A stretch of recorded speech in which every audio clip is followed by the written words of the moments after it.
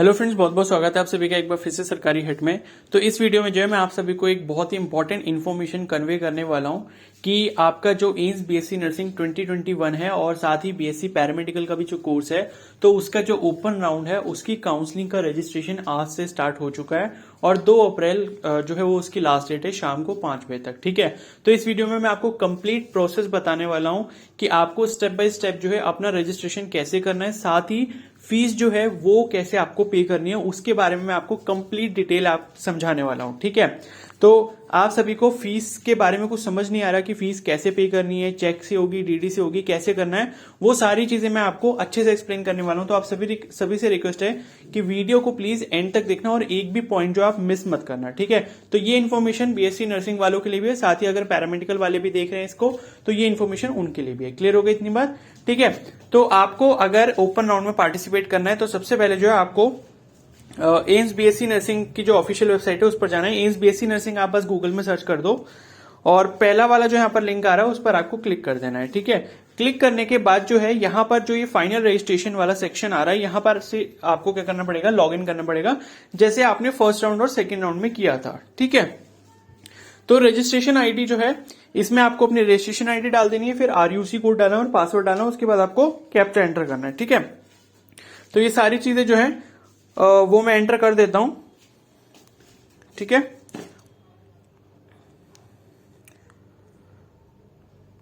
तो ये मैंने एंटर कर लिया और ये यहां पर जो है मैं इसका कैप्चा कोड एंटर कर देता हूं। ठीक है, ये सारी चीजें एंटर करने के बाद जो है आपको लॉगिन के ऊपर क्लिक करना है। लॉगिन पर जैसे ही आप क्लिक करोगे आपकी प्रोफाइल ओपन होकर आ जाएगी।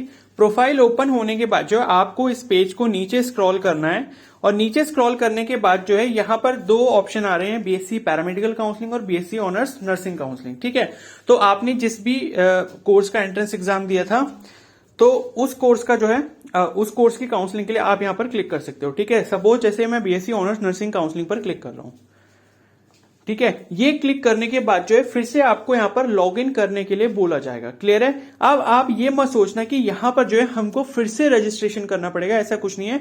आपको सिर्फ अपनी फीस पे करनी है और चॉइस लॉगिन करनी है। ठीक है, ये जो आपने रजिस्ट्रेशन है ये आपने पहली बार तब किया होगा जब आपने फर्स्ट राउंड की काउंसलिंग में पार्टिसिपेट करा था। क्लियर हो गई इतनी बात? ठीक है, तो वही आपको जो है अपनी रजिस्ट्रेशन आईडी डाल देनी है यहां पर और वही पासवर्ड डालना है जो आपने उस टाइम पर बनाया था। अगर सपोज कोई पासवर्ड अगर भूल गया है तो नीचे यहां पर फॉरगॉट पासवर्ड का भी ऑप्शन आ रहा है, यहां से क्लिक करके आप अपना पासवर्ड जो है दोबारा जनरेट कर सकते हो। ठीक है, तो यहां पर जो है मैं ये सारी इन्फॉर्मेशन एंटर कर देता हूं। उसके बाद जो है आपको फिर से लॉग इन करना है। ठीक है, रजिस्ट्रेशन यहां पर नहीं करना, सिर्फ लॉग इन करना है, रजिस्ट्रेशन आईडी और वो जो पासवर्ड आपने काउंसलिंग से पहले बनाया था, मतलब जब काउंसलिंग के टाइम पे आप इसी वाले पेज पर आए थे फर्स्ट और सेकंड राउंड में, तब आपने यहां पर ये पासवर्ड बनाया था। ठीक है, अगर पासवर्ड भूल गए हो तो आप जो है फॉरगॉट पासवर्ड पे क्लिक कर सकते हो और कुछ इन्फॉर्मेशन मांगेगा और मेल पर जो आपका पासवर्ड आ जाएगा। ठीक है, उसके बाद आप दोबारा लॉग इन कर लेना। तो मैं इसको जो है मैंने डिटेल्स यहां पर डाल दी, तो मैं लॉग इन कर लेता हूं। लॉगिन करने के बाद जो है यहां पर आपकी जो सारी डिटेल्स हैं ये सारी आ जाएंगी, जैसे आपका नाम आ जाएगा, ईमेल आईडी, कैटेगरी आ जाएगी, रजिस्ट्रेशन आईडी, ठीक है, कोर्स नेम आ जाएगा और पीडब्ल्यूबीडी आपका है या नहीं है वो आपसे पूछा जाएगा। ठीक है, अब यहां पर देखो एक मैसेज पॉपअप हो रहा है कि यू हैव नॉट एक्सरसाइज्ड या submitted choices in this round, click on exercise choices button to proceed. ठीक है, उसके जस्ट नीचे येलो कलर की लाइन में देखो लिखा है update bank details and other documents. Clear हो गई इतनी बात? अब मैं आपको ये बता दूं कि चॉइसेस को आप तभी फिल कर सकते हो जब आप अपनी बैंक डिटेल्स यानी कि सब जो आप फीस वगैरह है, जो 25,000 रुपए बीएससी नर्सिंग और 5,000 रुपए जो पैरामेडिकल की सिक्योरिटी फीस है, जब आप वो पे कर दोगे, पे करने के बाद उसकी डिटेल्स यहां पर अपलोड करोगे तभी आप चॉइसेस फिल कर सकते हो। क्योंकि देखो मैं एक्सरसाइज चॉइसेस पे जब क्लिक करता हूं तो यहां पर आ रहा है please update bank details and other documents by clicking on update bank details and other documents button. ठीक है, समझ आ गई बात? तो चॉइसेस फिल करने में कोई प्रॉब्लम नहीं है, मैं आपको बेसिकली यहां तक ले आया हूं। अब मैं आपको बताऊंगा कि जो आपकी पेमेंट है वो कैसे होगी। ठीक है, उसके बाद पेमेंट अपलोड करने के बाद जो डिटेल्स है वो जब आप अपलोड कर दोगे फिर सिंपली आपको एक्सरसाइज चॉइसेस पर क्लिक करना है। उस पर क्लिक करने के बाद जो है जो भी चॉइसेस आप फिल करना चाहते हो, ठीक है, वो फिल कर लेना, सारी करना चाहते हो सारी कर लेना। लेकिन ये याद रखना कि अगर कोई भी कॉलेज मिल गया आपको सारी चॉइसेस में तो आपको वहां पर एडमिशन लेना पड़ेगा, वरना आप अगर नहीं लोगे तो आपके 25,000 रुपए जो वो चले जाएंगे, वो रिफंड नहीं किए जाएंगे। ठीक है, ये बात अच्छे से समझ लेना। आगे बात समझ में। बाकी ये फीस रिफंड कैसे होनी है नहीं होनी है वो सारी डिटेल मैंने प्रीवियस वाली वीडियो में बता रखी है, वो देख लेना अगर नहीं देखी है तो, ठीक है। अब देखो update bank details and other documents पर मैं यहाँ पर एक बार क्लिक करके आपको दिखा देता हूं कि ये क्या क्या चीजें मांग रहे हैं, ठीक है। अब यहाँ ऊपर लिख कर रह रहा है कि if you have deposited ₹25,000 to participate in open round of seat allocation for BSc honours nursing 2021 session as mention in the information brochure then fill the details mention below, ठीक है। वही कह रहा है कि अगर आपने 25,000 रुपए पे कर दिए तब आप यहां पर अपनी डिटेल्स को फिल कीजिए, ठीक है। अब देखो मैं आपको लेकर चलता हूं ऑफिशियल प्रोस्पेक्टस पर, ठीक है। यहां पर देखो क्या लिखा हुआ है स्टेप 2 में, the candidates are required to deposit the amount of ₹25,000, ठीक है। ये बीएससी नर्सिंग वालों की बात हो रही है, पैरामेडिकल के लिए 5,000 है, through electronic fund transfer in the account given below, ठीक है। इस चीज को अच्छे से समझ लो कि इलेक्ट्रॉनिक फंड ट्रांसफर का मतलब क्या होता है। और यहां पर जो है आपको नीचे सारी डिटेल दी है कि किस अकाउंट में आपको पैसे जमा करने हैं, 25,000 रुपए, ठीक है। बैंक का नाम दिया है स्टेट बैंक ऑफ इंडिया और ब्रांच नेम दिया है एड्रेस के साथ अंसारी नगर न्यू दिल्ली और इसका पिन कोड है 110029 और नेम ऑफ अकाउंट होल्डर भी यहां पर दिया है accounts officer exams AIIMS new Delhi, ठीक है। फिर अकाउंट नंबर दिया, आईएफएससी कोड दिया और एमआईसीआर कोड दिया है, ठीक है। अब यहां पर जो एमआईसीआर कोड दिया है ये मैं नहीं चाहूंगा कि आप लोग इसको यूज करें क्योंकि ये चेक से पेमेंट के लिए है और मैं जो तरीका आपको बता रहा हूं पेमेंट करने का आप उसी तरीके से पेमेंट करना, ठीक है। अब देखो इलेक्ट्रॉनिक फंड ट्रांसफर का पहले मैं आपको मतलब बता दूं कि इलेक्ट्रॉनिक फंड ट्रांसफर का मतलब ये होता है कि आप किसी को इस तरीके से पैसे भेज रहे हो कि उसमें बैंक का जो है फिजिकली कोई भी क्या बोलते हैं बीच में इंटरफेरेंस ना हो, ठीक है। मतलब जैसे आप चेक से पेमेंट करते हो तो चेक जो है आप बैंक में लेकर जाते हो, बैंक में जमा करते हो, फिर वो क्लियरिंग में जाता है। क्लियरिंग में जाने के बाद उसको कम से कम 3-4 दिन लग जाते हैं दूसरे के अकाउंट में पैसे जो है वो रिफ्लेक्ट होने के लिए, ठीक है। तो वो ये नहीं बोल रहे हैं ऐसा करने को, आपको क्या करना है इलेक्ट्रॉनिक फंड ट्रांसफर करना है। इलेक्ट्रॉनिक फंड ट्रांसफर का मतलब ये है कि आप जैसे कि गूगल पे से कर लो, फोन पे से कर लो, पेटीएम से कर लो, जो भी ऐप आपके पास है आप उससे कर लो। मैं बताऊंगा अभी कैसे करना है, ठीक है। अब यहां पर इन्होंने आपको बैंक डिटेल्स दी हैं, क्लियर होगी इतनी बात। अब आपको क्या करना है, ये देखो जैसे सपोज मैंने पेटीएम खोल रखा है, ठीक है। मैं आपको एग्जांपल के लिए बता रहा हूं कि कैसे करना है। सपोज अगर आप पेटीएम यूज कर रहे हो, वरना आप गूगल पे से भी कर सकते हो, फोन पे से भी कर सकते हो, सब में एक ही जैसा प्रोसीजर होगा, ठीक है। बस उनका इंटरफेस अलग अलग है। अब मैं देखो सपोज अगर पेटीएम के ऐप पर हूं तो यहां पर देखो जस्ट मतलब सबसे ऊपर जो देखो लिखकर आ रहा है यूपीआई एंड वॉलेट पेमेंट्स, ठीक है। तो यहां पर पहला ऑप्शन आ रहा है स्कैन एंड पे, फिर दूसरा टू मोबाइल, तीसरा आ रहा है टू सेल्फ, चौथा आ रहा है टू बैंक अकाउंट, ठीक है। आपको क्या डिटेल्स दी गई, बैंक अकाउंट की डिटेल्स दी गई, तो आप फोर्थ वाले ऑप्शन पर यहां पर क्लिक करोगे। अगर आप गूगल पे से कर रहे हो तो वहां पर भी ऑप्शन आता है टू बैंक अकाउंट का, ठीक है। और आप फोन पे से कर रहे हो तो वहां पर भी टू बैंक अकाउंट का ऑप्शन आता है, और आप किसी और भी ऐप से कर रहे हो तो वहां पर भी टू बैंक अकाउंट का कहीं ना कहीं ऑप्शन आ रहा होगा, जहां पर आप किसी भी अदर बैंक अकाउंट में जो है पैसे भेज सकते हो, ठीक है। अब यहां देखो लिखकर आ रहा है ऊपर send money to bank account.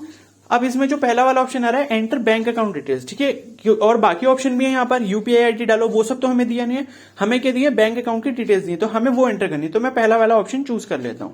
अब यहां से बोला गया है कि आप अपना बैंक यहां पर चूज कर लो, तो आपको पता है स्टेट बैंक ऑफ इंडिया, तो एसबीआई बैंक मैंने पहला वाला चूज कर लिया, क्लियर हो गया इतनी बात। अब यहां पर बोल रहा है कि एंटर बैंक अकाउंट नंबर, ठीक है। मैं क्या करूंगा, मैंने इस बैंक अकाउंट नंबर को यहां से कॉपी करा, कॉपी करने के बाद जो है मैं यहां पर इसको पेस्ट कर दूंगा, ठीक है। उसके बाद आपको आईएफएससी कोड डालना पड़ेगा यहां पर, ठीक है। आईएफएससी कोड मैंने कॉपी करा, ये मैं आपको करके दिखा रहा हूं सारी चीजें, ठीक है, ताकि अगर आपको खुद से भी करनी है तो आप आराम से इजीली कर सकते हो, ठीक है। तो ये आईएफएससी कोड डाल दिया। अब देखो ऑटोमेटिकली नीचे लिखकर आ गया स्टेट बैंक ऑफ इंडिया, ठीक है। अकाउंट नंबर आपने डाला, आईएफएससी कोड डाला, इसको दोबारा से एक बार टैली कर लेना, चेक कर लेना कि आपने सही डाला है नहीं डाला। अब आपको क्या करना है, प्रोसीड पर क्लिक करना है। प्रोसीड पर जैसे आप क्लिक करोगे यहां पर जो है अकाउंट होल्डर का नाम अपने आप आ जाएगा, accounts officer exams AIIMS new Delhi. और देखो यहां पर भी यही लिखा हुआ था, accounts officer exams AIIMS new Delhi, ठीक है। नेम ऑफ अकाउंट होल्डर में ये लिखा है, वहां पर ऑटोमेटिकली आ गया, क्लियर है, यहां पर आ गया। अब आपको क्या करना है, सिंपली प्रोसीड टू पे जो ऑप्शन आ रहा है नीचे, उस पर आपको क्लिक करना है। क्लिक करने के बाद यहां पर जो भी आपका अमाउंट है 25,000 या फिर 5,000 पैरामेडिकल वालों के लिए, वो आपको डाल देना है। और इस ऐप में जो भी आपका अकाउंट लिंक होगा उससे आपके पैसे कट जाएंगे, ठीक है। समझ आ गई बात अच्छे से? तो इस तरीके से आपको पेमेंट करनी है। उसके बाद पेमेंट जब आपकी सक्सेसफुल हो जाएगी, उसके बाद एक ट्रांजैक्शन आईडी वगैरह का जो है सारी डिटेल्स आ जाती है। उसमें ट्रांजैक्शन की टाइमिंग होती है, अमाउंट होता है, ठीक है, किसको आपने करा उसका अकाउंट नंबर होता है, आपका अकाउंट नंबर होता है उसमें, ठीक है, और एक ट्रांजैक्शन आईडी होती है। तो ये सारी चीजें उसमें होंगी, उसका एक स्क्रीनशॉट आप लेकर रख सकते हो। क्लियर हो गया इतनी बात? ठीक है, स्क्रीनशॉट लेकर रख लेना। आगे बात समझ में? अब हम वापस चलते हैं अपने एप्लीकेशन फॉर्म पे। अब देखो, जब आप ये सारी चीजें जब आप कर लोगे, तब आपको क्या करना है, जब आपने ये सारी चीजें कर ली। और मैं यहां पर एक चीज इंपॉर्टेंट आपको ये बता दूं कि अगर आप ऐसा सोच रहे हो कि हम किसी साइबर कैफे वाले के पास जाके जो है ये पैसे पे करवा लेंगे, तो ऐसा बिल्कुल मत करना। वो मैं आपको आगे बताने वाला हूं क्यों।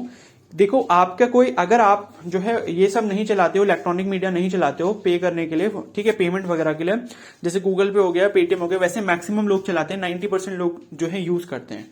क्लियर है? अगर आप ऐसा नहीं करते हो तो आप अपने किसी क्लोज फ्रेंड या फिर आपका कोई रिलेटिव हो, आपके चाचा ताऊ कोई भी हो, उनका जो है यूज कर सकते हो।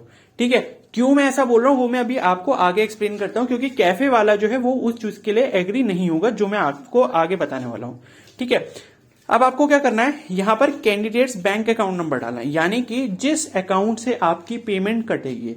यहां पर भले कैंडिडेट लिखा है, इसका मतलब ये नहीं है कि आपका खुद का बैंक अकाउंट होना चाहिए। आपके मम्मी का भी हो सकता है, आपके पापा का भी हो सकता है, आपके चाचा का भी हो सकता है, आपके ताऊ का भी हो सकता है, आपके किसी फ्रेंड का भी हो सकता है। क्लियर है? उसका अकाउंट नंबर आ जाएगा जिससे आपने पेमेंट करी होगी। क्लियर हो गई इतनी बात?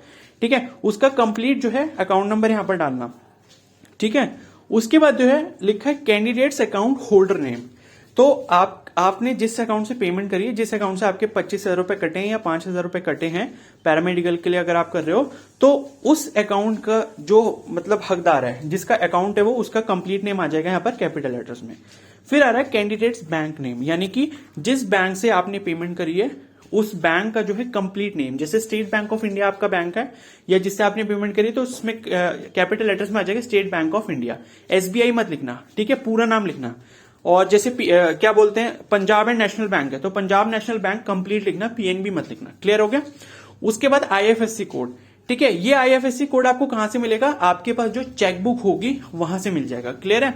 तो एक चीज मैं बता दूं कि जिस अकाउंट से आप पे करोगे उसकी चेकबुक होना आपके पास बहुत ज्यादा कंपलसरी है। ठीक है, क्योंकि आगे इन्होंने चेकबुक के बारे में भी एक चीज बोली है। ठीक है, तो इस चीज को ध्यान रखना कि जो अकाउंट आपका पेटीएम में या फिर गूगल पे में किसी भी ऐप में जो लिंक है, उसकी चेकबुक आपके पास होना जरूरी है। ठीक है, फिर यहां पर क्या है, आईएफएससी कोड है। आप चेकबुक में से देख लेना, आपकी चेकबुक के ऊपर आईएफएससी कोड वगैरह सब कुछ लिखा होता है। तो आईएफएससी कोड जो भी होगा, कैपिटल लेटर्स होते हैं, 3-4 लेटर्स होते हैं उसमें, और उसके बाद कुछ नंबर्स होते हैं।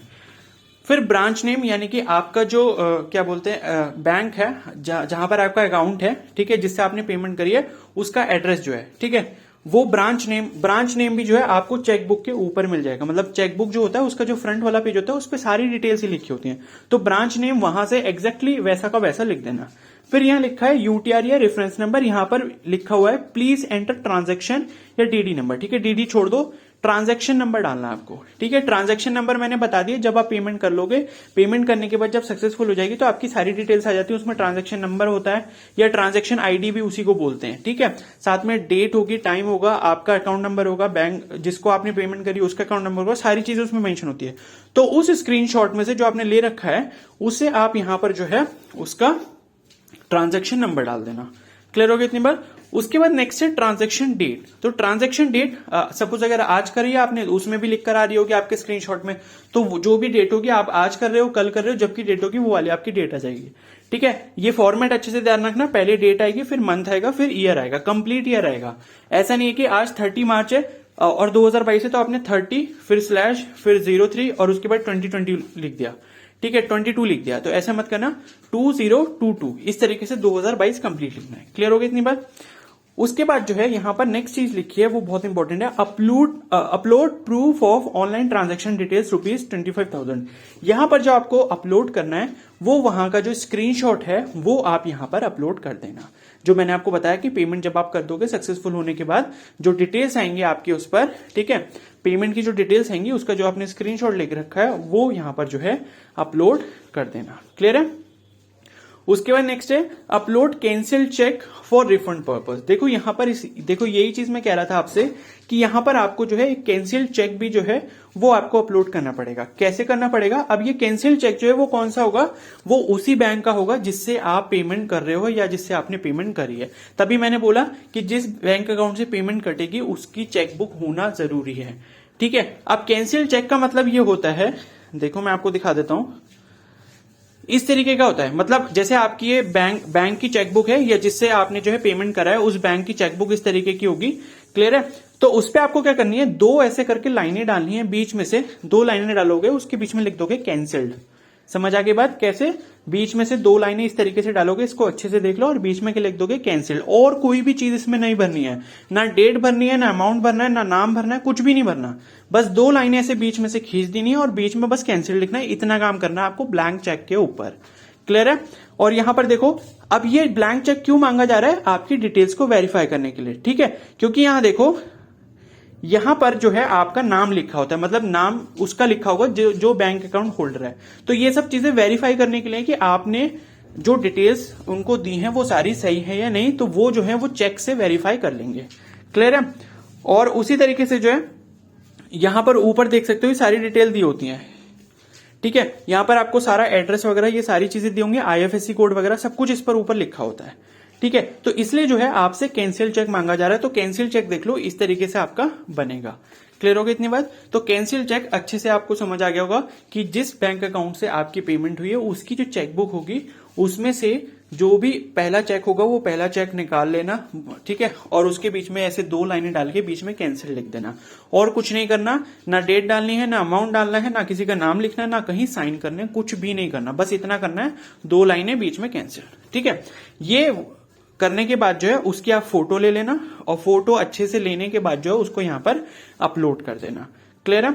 उसके बाद नेक्स्ट है अपलोड एडमिट कार्ड। तो एडमिट कार्ड की जो आपके पास PDF वगैरह होगी वो आप यहां पर अपलोड कर सकते हो। फिर 10th का passing certificate for showing date of birth. तो 10th का जो भी आपके पास पासिंग सर्टिफिकेट है उसकी फोटो खींच लेना, या फिर आपके पास स्कैन कॉपी होगी तो वो जो है अपलोड कर देना। ठीक है, ये सारी चीजें आप अगर आपसे नहीं भी हो पा रही है तो ये सारा जो डेटा है वो कलेक्ट करने के बाद आप तब साइबर कैफे पे जा सकते हो। क्लियर है? उसके बाद नेक्स्ट है upload 12th class marksheet. Clear है? फिर 12th की जो है मार्कशीट डालनी है। और देख लो यहां पर 10th की मार्कशीट नहीं लिखी है, 10th का पासिंग सर्टिफिकेट लिखा है, इसको अच्छे से ध्यान रखना। क्लियर है? क्या लिखा है? 10th का पासिंग सर्टिफिकेट, ना कि मार्कशीट। क्लियर हो गई इतनी बात? और 12th की क्या लिखी है? Class marksheet. ठीक है, वहां पर पासिंग सर्टिफिकेट नहीं लिखा है, 12th का क्या लिखा है? क्लास मार्कशीट लिखी है। क्लियर है? और उसके बाद लिखा है अपलोड कैटेगरी सर्टिफिकेट। अगर आपकी कोई कैटेगरी है, मतलब जैसे OBC, EWS हो गया, SC हो गया, ST हो गया, कुछ भी हो गया, तो वो आपको जो है यहाँ पर कैटेगरी फिल कर देनी है। ठीक है, अब यहां पर देखो क्या लिखा है, नोट में लिखा है कि candidates bank details from where amount of ₹25,000 credited in the AIIMS account and subsequently will be refunded in the same account if any. ठीक है, तो ये यहां पर चीज लिखी है कि जिस अकाउंट से आपके पैसे कटेंगे, पैसे वापस उसी अकाउंट में आएंगे। ये लोग अलग से आपसे कोई भी डिटेल्स नहीं मांगने वाले बाद में कि भाई हमें जो है अपनी बैंक अकाउंट की डिटेल दो, हमें जो है रिफंड देना आपको। ठीक है, तो जिस बैंक अकाउंट से आप अपना ट्रांजैक्शन करवाओगे, अपनी फीस को पे करोगे, सिक्योरिटी फीस को पे करोगे, उसी अकाउंट में जो है आपका जो रिफंड वाला अमाउंट होगा 25,000 का 25,000 वो वापस आ जाएगा। ठीक है, समझ आ गई बात? अगर आप उसके लिए एलिजिबल हो गया, एलिजिबिलिटी मैंने बता दी है पहले ही। ठीक है, और ये भी बता दी कि कौन उसके लिए एलिजिबल नहीं होगा। ठीक है, तो ये आपका कंप्लीट प्रोसेस है। उसके बाद नीचे सेव का ऑप्शन आ रहा है, सेव पर क्लिक कर देना, ये आपकी सारी डिटेल सेव हो जाएंगी। ठीक है, ये सेव करने के बाद जो है आप अपनी चॉइसेस फिल कर देना। चॉइसेस फिल करने के बाद आप चाहो तो लॉक कर सकते हो, लॉक नहीं करोगे तो अपने आप ऑटोमेटिकली वो लॉक हो जाएंगे पहले की तरह। क्लियर हो गई इतनी बात? वरना आप लॉक जो है वो 3 तारीख को कर लेना, जल्दबाजी मत करना। क्लियर है? ठीक है, और मैं एक चीज बता दूं, जैसे यहां पर लिखा है upload cancel cheque for refund purpose, तो ये कैंसिल चेक इसलिए मांगा जा रहा है ताकि आपकी सारी डिटेल जो है अच्छे से वेरीफाई हो जाए, उसमें कोई गलती ना हो कि जो आपने डाली है और जो आपकी बैंक अकाउंट की डिटेल है वो मैच अगर नहीं कर रही होंगी तो गड़बड़ी हो सकती है। ठीक है, इसलिए मैं बोल रहा हूं सारी चीजें अच्छे से ध्यान से डालना। अब यहां पर ये सारी चीजें देखो, इन्होंने मैंडेटरी तो नहीं लिखी है कि भाई कैंसिल चेक डालना जरूरी है, लेकिन मैं बोलूंगा जैसे मैंने आपको अभी सारी चीजें बताई है, सारी की सारी चीजें अपलोड करना है यहाँ पर। ठीक है, एक भी चीज मिस मत करना, क्योंकि देखो काफी मतलब क्रिटिकल काम है ये सब चीजें करना, तो सारी चीजों को अच्छे से ध्यान से करना। मैंने आपको अच्छे से एक्सप्लेन कर दिया। ठीक है। और इसके अलावा आप कोई चीज नहीं रह गई। ये जब आप फिल कर लोगे, फिल करने के बाद एक्सरसाइज चॉइसेस पर क्लिक करना, अपनी चॉइसेस फिल करना और उसको लॉक जब करना हो आपको कर देना। ठीक है, फिर आपका जो है फाइनल काम खत्म। और फिर जो आपके पास वो आ जाएगा, प्रिंट करने का ऑप्शन आ जाएगा लॉक चॉइसेस को, तो उसका जो प्रिंट है वो अपने पास सेव करके रख लेना फॉर फ्यूचर पर्पसेस। ठीक है, तो ये आपका कंप्लीट काम हो गया, क्या बोलते हैं इसके लिए। क्लियर है? तो आई होप अब आपको सारी डिटेल्स अच्छे से समझ आ गए होंगे। जैसे मैंने पेमेंट का मेथड बताया वैसे ही करो, और किसी चक्कर में मत पड़ना, ना चेक ना डीडी, क्योंकि उन्होंने साफ साफ लिखा है इलेक्ट्रॉनिक फंड ट्रांसफर करना आपको। ठीक है, तो इलेक्ट्रॉनिक फंड ट्रांसफर इसी तरीके से किया जाता है बैंक अकाउंट में। वो उन्होंने इसलिए भी बोला है इलेक्ट्रॉनिकली, इसलिए भी करना है क्योंकि बाकी किसी मेथड से आप करोगे तो 2 अप्रैल तक जो है वो पैसे उनके अकाउंट में नहीं पहुंच पाएंगे। समझ आ गई बात? ठीक है, और कोई ऐसा भी मत करना कि 5,000 एक बार में भेज रहे हो फिर 20,000 एक बार में भेज दिए। ठीक है, या किसी ने 10,000 एक बार में भेजे और बाकी के 15,000 एक बार में भेज दिए, तो ऐसा भी मत करना। क्लियर हो गया इतनी बात? 25,000 का अमाउंट जो वो आप एक साथ ही भेजना। क्लियर है? तो समझ आ गई सारी डिटेल्स? तो अगर ये वीडियो हेल्पफुल लगी तो प्लीज को जरूर लाइक कर देना, चैनल पर नहीं तो सब्सक्राइब कर लो और बेल आइकन को प्रेस कर लो। Okay, so thank you and have a nice day.